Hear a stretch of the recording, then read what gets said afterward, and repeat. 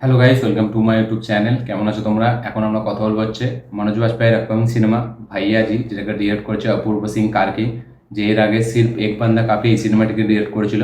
তো এই সিনেমার একটা টিজার ছাড়া হয়েছে, টিজারটি দেখলাম, কেমন লাগলো সেই টিজারটি সেটা নিয়ে কথা বলবো। তো চলো ভিডিওটা শুরু করা যাক।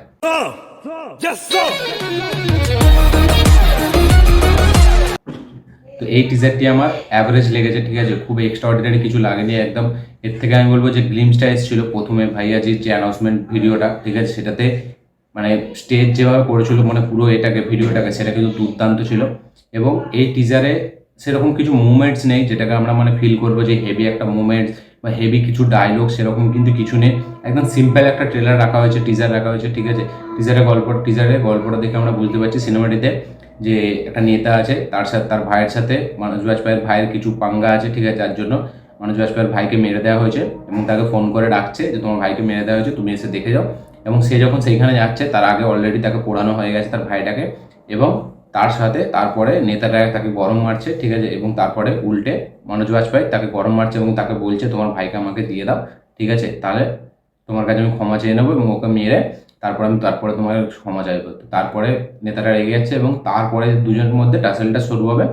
এবং ভাইয়াজি একজন সে গ্যাংস্টার আমরা দেখে বুঝতে পারছি, ঠিক আছে। এবার তার সাথে তারপরে কি হয় এবং এদের দুজনের মধ্যে কে হারে কে জেতে, এটা নিয়ে পুরো গল্পটা একটা নর্মাল একটা টেমপ্লেট, ঠিক আছে, খুবই একটা সিম্পল একটা স্টোরি। এবার দেখা যাক সেটাকে প্রেজেন্ট কিভাবে করে, এক্সিকিউশন কিভাবে করে। তো টিজারটাই আমার মানে এমন কিছু পোর্শন নেই যাতে আমি বলবো যে হেভি একটা টিজার, একদমই নর্মাল একটা টিজার গেছে, ঠিক আছে। আমার দেখে কিছু হেভি একদম লাগেনি। মনোজ বাজপেয়ী টিপিক্যাল সে যে রোল প্লে করে, মানে আমরা দেখেছি গ্যাংস অফ ওয়াসেপুরে, ঠিক এখানেও ঠিক সেরকম, খালি এখানে একটু তাকে হিরো হিসেবে ট্রিট করা হয়েছে, যেহেতু সে মানে একটা কমার্শিয়াল ফিল্ম এটাকে, তাই জন্য তাকে একটা হেভিভাবে প্রেজেন্ট করা হয়েছে হিরো হিসেবে। তার ডায়লগ ভালো, মনোজ বাজপেয়ী যেহেতু সে খুব ভালো একটা পারফর্মার, দেখা যাক সেই সিনেমাটিতে কীরকম পারফরমেন্স দেয় এবং কমার্শিয়াল হিরো হিসাবে সে কীরকম অ্যাকশন করে, এটাই দেখার বিষয়। কিছু কিছু অ্যাকশনের ঝলক আমরা দেখতে পাচ্ছি সিনেমাটিতে। এই দুজনের মধ্যে টাসেলটাই আমরা মেন দেখবো এই সিনেমাতে, দেখা যাক কী হয় এবং সেটা কীভাবে প্রেজেন্ট করে। এই সিনেমার যে আগে এই ডিরেক্টরের যে আগের কাজ সির্ফ এক বান্দা কাফি, সেটা কিন্তু খুবই একটা ক্রিটিক্যালি অ্যাক্লেম হয়েছিল।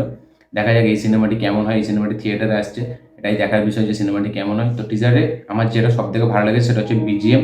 বিজিএম ছাড়া বাকি টিজারটা আমার হেভি কিছু লাগেনি, ঠিক আছে। ডায়লগগুলো পাঞ্চগুলো এমন কিছু নয় যেগুলো একদম খুবই এক্সট্রা অর্ডিনারি, যেগুলো শুনে খুব হেভি লাগবে, সেরকম না। টিজারে বিজিএমটা আমি বলবো সব থেকে ভালো, বিজিএমটা যে যে জায়গায় ইউজ হয়েছে সেটা দেখতে ভালো লাগে। তো ওভারঅল টিজারটি আমার অ্যাভারেজ লেগেছে, ঠিক আছে, খুব হেভি লাগেনি। আমি এক্সপেক্ট করেছিলাম যে আরও হেভি হবে, কারণ গ্লিমসটা যখন বেরিয়েছিল, মানে ভাইয়াজির যে গ্লিমসটা, সেটা কিন্তু দুর্দান্ত একটা হয়েছিল। সেটাকে যেভাবে মানে বিল্ড করা হয়েছিল সেটা কিন্তু দেখবার মতো, এটা সেরকম হয়নি। দেখা যাক এরপরে ট্রেলারটি কতটা সুন্দর হয়, এটাই দেখার বিষয়। এই সিনেমাটি থিয়েটারে আসছে। তো আমার এই ছিল রিয়াকশন ভাইয়া যে টিজার নিয়ে। আপনারা যদি দেখে থাকেন এই টিজারটি, অবশ্যই কমেন্ট করে জানাবেন যে আপনাদের কেমন লেগেছে। এবং যারা দেখেননি তারা দেখেও কমেন্ট করবেন যে আপনাদের কেমন লেগেছে। আমার এই ভিডিওটি ভালো লেগে থাকলে অবশ্যই লাইক শেয়ার কমেন্ট করুন। যারা যারা চ্যানেল নতুন এসেছেন চ্যানেলটিকে সাবস্ক্রাইব করুন, বেল আইকনটি প্রেস করতে ভুলবেন না। দেখা হচ্ছে পরের ভিডিওতে, ততক্ষণের জন্য বাই।